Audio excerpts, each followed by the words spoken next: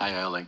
Hi. Hello. You've been in amazing form so far this season, scoring loads and loads of goals, 13 in the Premier League. Can you beat your record, you think, this season overall? Is that a realistic ambition for you to aim for?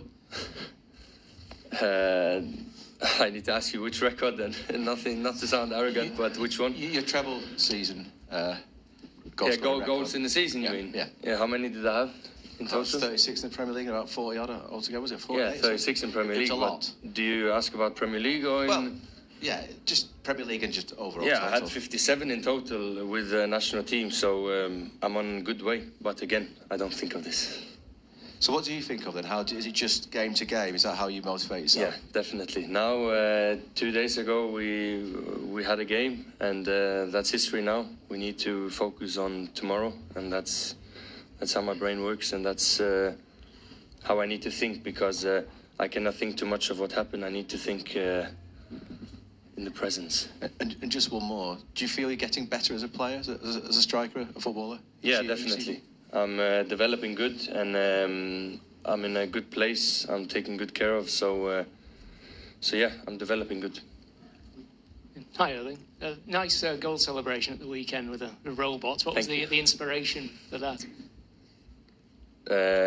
Inspiration, I think everyone know why I did this. If you check my comment section on any photo or video, I think you kind of get to know why I did it.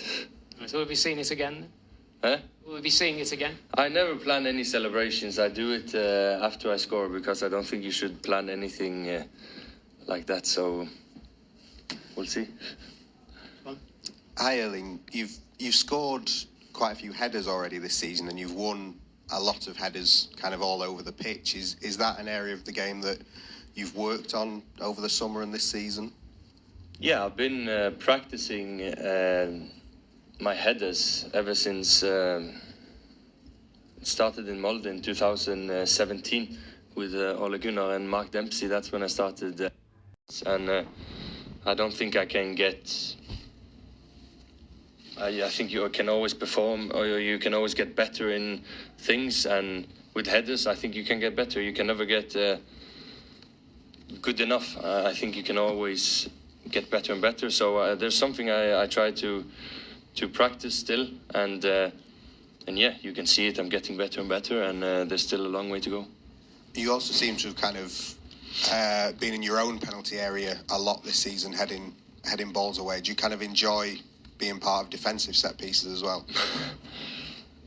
Yeah, it's not the nicest thing, but I'm not complaining. I prefer to be in the other box, but anything to help the team. Sure. Hi, Erling. Your manager's just been in talking about how sort of humble you are. Perhaps he wasn't expecting you to be quite so humble when you came through, because the goal scorers he's worked with have just been sort of bothered about scoring goals for themselves.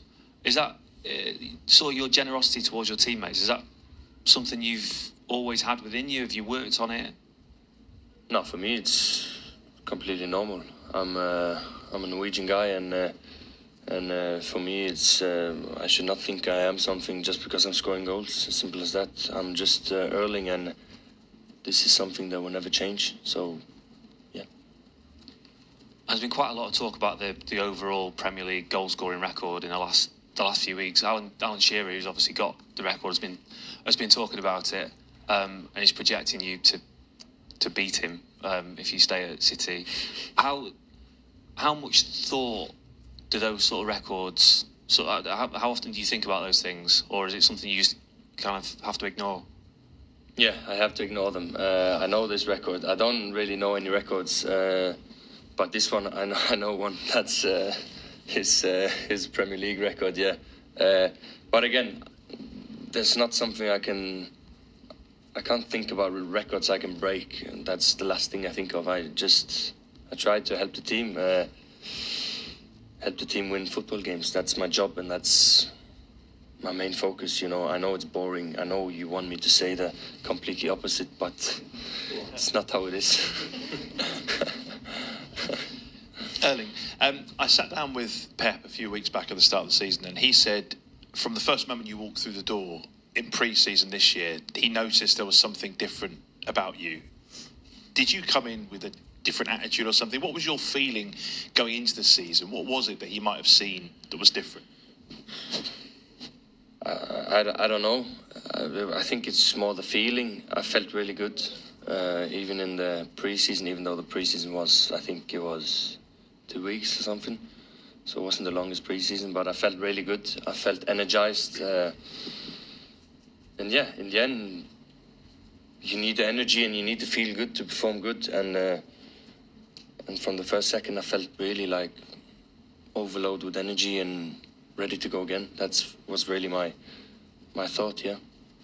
And the Erling we talk to now, the Erling we see is this humble Erling. And yet when you're not here, when we're asking managers about you, the words and the names that keep coming up in the same conversation are always the likes of Messi and Ronaldo, the very best players in the world. Do you see yourself at the level of those players? No, not at all. Far off. No one can get close to them too, so no. Erling, you've played on some big competitions, obviously Premier League, Champions League, Bundesliga. But in terms of the national team, you get to play in a major tournament. What would it mean for you to end this season, go into that World Cup and playing for Norway over there? Yeah, in a few weeks, there's a big few games both in Norway and Italy for us as a whole nation, which is going to be interesting games and I think really good games. And yeah, last World Cup was in 1998, 2 years before I was born. So I've been saying this for a long time. My goal is to take Norway to World Cup and Euros. This is my main goal in my career, and now I have a good chance to do it. So it's about taking the chances. And when Norway haven't qualified, have you been watching these tournaments? Do you watch tournaments in the summer when you're not playing, or are you just going to switch off? You mean, sorry, one more time, sorry? So that if do you watch the Euros and World Cups, at home during the summer? Yeah, I watch. I'm a football fan, so I've been watching as long as I can remember. I think the first one I remember most was South Africa. So 2010, I was 10 years old. So yeah, I'm a football fan and I live for football. Hi, Erling. When you think back to the player and the person you were as a young player at Dortmund compared to the person you are now, do you feel that you've changed off the pitch? Because obviously Pep in the summer decided that he wanted you as part of his leadership group, which I imagine is quite a big honour when a manager like that picks you. Yeah, I'm the completely same person as I was when I was, as long as I can remember. Nothing has changed. I'm still the same kid in some situations, and yeah, I'm still that kid from Bryne, but with much more experience in life. More mature, perhaps, grown up a little bit? More experience, of course. I've been playing since I was on professional level, since I was 16, so with much more experience in football ways and also in life. I've been living alone now for 9 years, which also helped me a lot as a person as well. I've been living in lots of different countries, speaking different languages, so it's the same Erling, but with more experience. Hi, Erling. How does it feel coming up against Borussia Dortmund, your old club? Have you still got a lot of friends there, or has most of them moved on now? Yeah, I still have a few friends, a lot in the staff still, people I still speak with, and it's really special. I had an amazing time in Dortmund. It's an amazing club, with amazing people. So I've just got good things to say about Dortmund, and of course it's a special match. When I think back of all my memories, there's so many good memories with them 2.5 years I played there, and yeah, it's a special game. You always talked about how much you love this competition. Does that still burn as brightly as ever, even though you've won it and scored so many goals? Yeah, definitely it does. Yeah. And yeah, I still love the competition, even though I won and scored goals in it. Hi, Erling. We We saw Ryan Shirky provide 2 assists for you on Sunday. What's he like as a teammate, and are there signs of a footballing relationship starting to grow on the pitch between yourselves? Yeah, he's a good guy with some amazing qualities, as we can all see.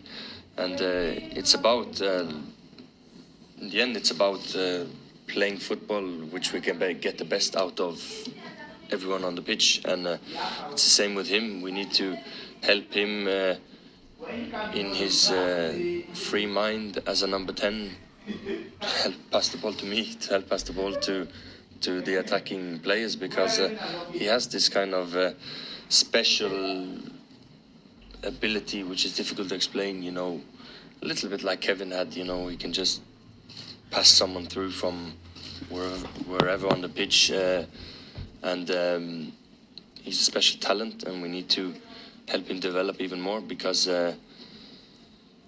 he can be really good.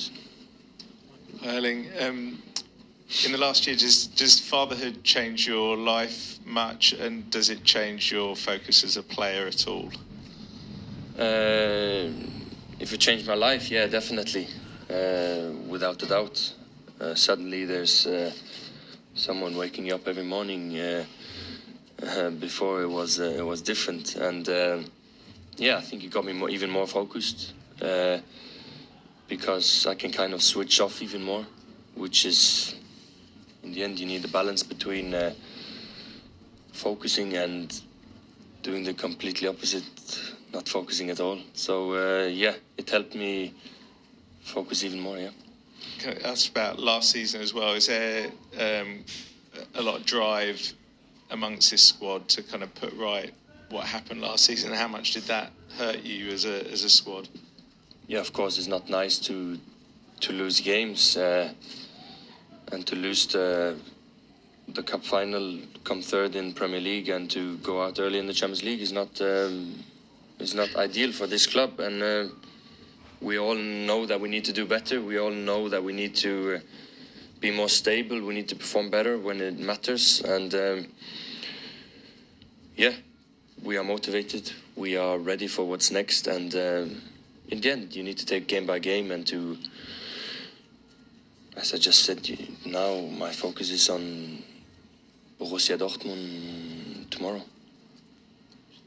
Hi, Erling.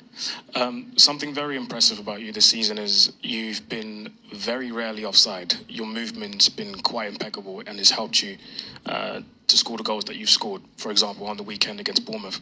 Is that something that you've worked on actively, or have you always had that instinct as a striker to make sure your movement is that impeccable to be able to score this many goals? Yeah, it's not the first season that I'm barely in offside. I think it started from when I started with offside when I was 13 years old, on trying to be onside. So it's not the first season I'm not. I'm never in offside.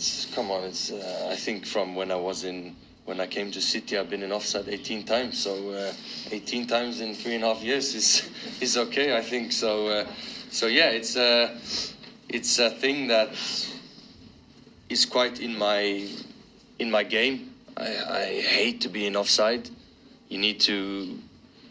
I mean, if you are in offside now with VAR, it's no chance, you know. And I think even VAR helped me even more, because you get the decision, and simple as that. And when you barely go offside, there's a good chance that if there's an offside situation, most likely I will not be in offside. So yeah, there's something I've been working on since I was 13 years old in Bruyne, and I'm still playing the same kind of way when I was 13 that I do now.